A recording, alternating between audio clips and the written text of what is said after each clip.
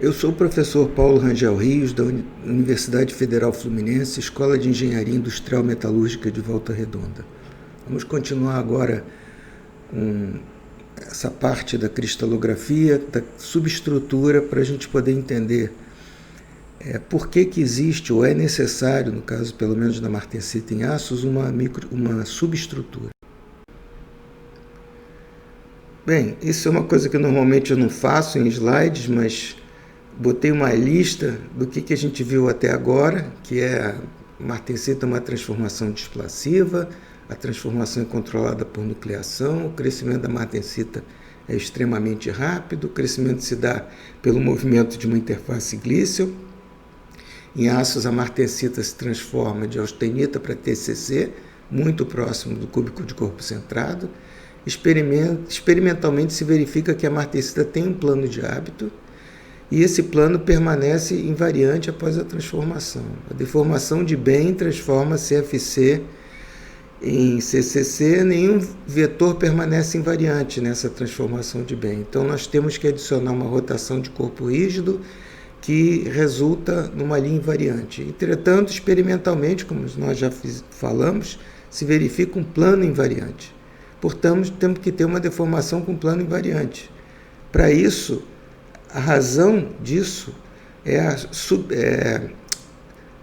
a razão da existência da subestrutura, como nós vamos ver. A subestrutura vem aí, de certa forma, para uma segunda deformação que é macroscopicamente invisível.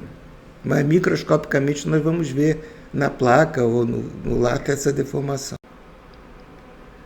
Bem, vamos ver se primeiro a gente resolve o nosso problema matematicamente, que nós temos aqui, quem não se lembra do slide passado, a deformação com linha invariante é uma rotação vezes a deformação de bem. Bem, como é que nós podemos transformar essa linha invariante nós podemos combinar a linha invariante. São duas transformações de plano invariante. Veja, se eu tenho dois planos invariantes, um numa transformação e outro na seguinte, a interseção dos planos vai ser uma linha invariante, certo? Então eu tenho uma deformação com plano invariante, depois eu tenho outra transformação com plano invariante, que é uma multiplicação, e aí na interseção dos dois planos eu tenho a minha linha invariante. Então eu posso decompor a deformação da linha invariante em duas deformações de plano invariante.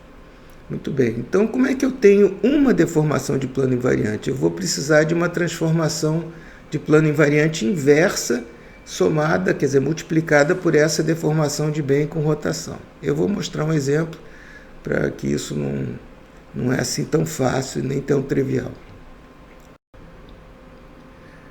Esse slide é o slide central da nossa abordagem de cristalografia, que começou na apresentação passada, no vídeo passado. Então, veja, nós estamos usando aços aqui, mas outras martensitas poderiam também seguir essa teoria.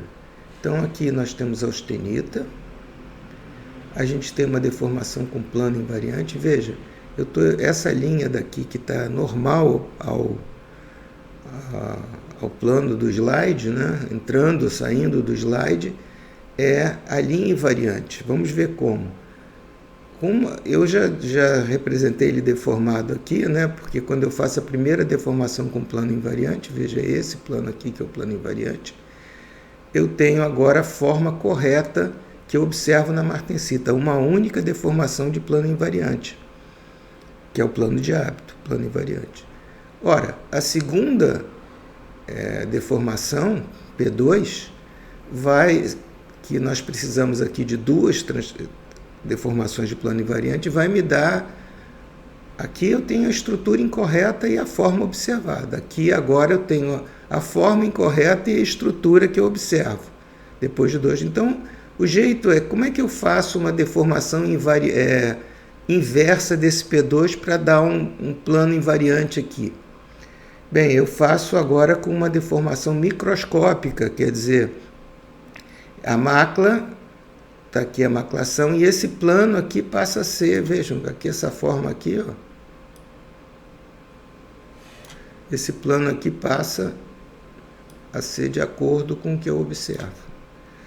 Da mesma forma, eu posso fazer com ripas. As ripas também se acomodam de tal maneira que o plano permanece invariante. Veja que esse plano é só macroscopicamente invariante. Microscopicamente, eu tenho essas máculas aqui que vão fazer com que eu tenha a estrutura correta. Mas a forma aqui, veja, é a forma incorreta, mas como eu tenho as máculas em sequência aqui, eu acabo ficando com plano invariante. A mesma coisa aqui para deformação em ripas. Eu recomendo que vocês deem uma olhada nesse slide com calma, depois pausem o vídeo, peguem o livro, porque isso precisa de um pouco de mais tempo do que a gente tem aqui num vídeo. Aqui a gente tem uma figura que eu já mostrei, a terceira vez que eu mostro, mas nunca é demais. Então, vamos recordar, aqui é o midrib, ou a espinha, nessa seta azul. Aqui são as máculas que eu previ. Então, a gente vê claramente as máculas. Isso é num ferro 30% de níquel, né? Então, essa seta vermelha mostra as máculas que cruzam o midrib e que promovem a deformação com plano invariante. E aqui eu tenho uma região que as placas estão em zigue-zague, que eu já mencionei, por causa da deformação do campo elástico.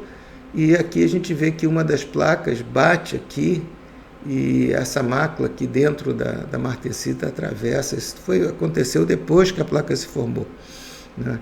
Mas aqui essas máculas pequenas aqui são justamente as máculas que a gente viu no slide passado. Vamos ver aqui.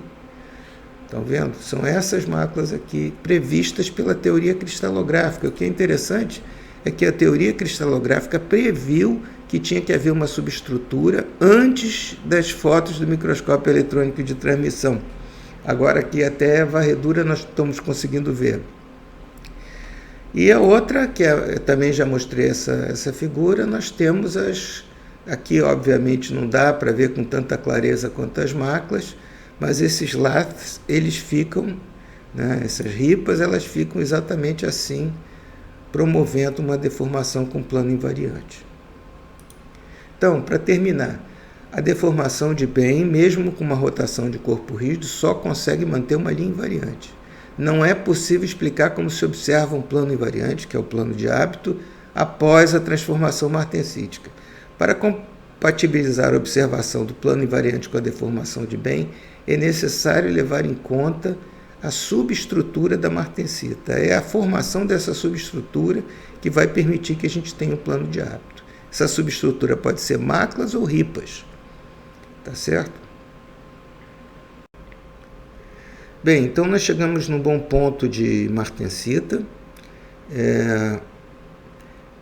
Era essa primeira sequência de vídeos, justamente eu queria esclarecer essa parte cristalográfica primeiro, que na minha opinião é sim, mais difícil da gente entender, menos óbvia. Não é que as outras sejam propriamente fáceis, mas essa parte é a parte, pelo menos, que eu tive mais dificuldade quando eu era estudante. Então, depois, nos próximos vídeos, nós vamos endereçar outras características, por exemplo, por que se forma uma martensita maclada, por que se forma uma martensita deslocada, que não é uma pergunta fácil. E quem chegou até aqui, eu agradeço e gostaria que, se pudessem, se inscrevessem no canal.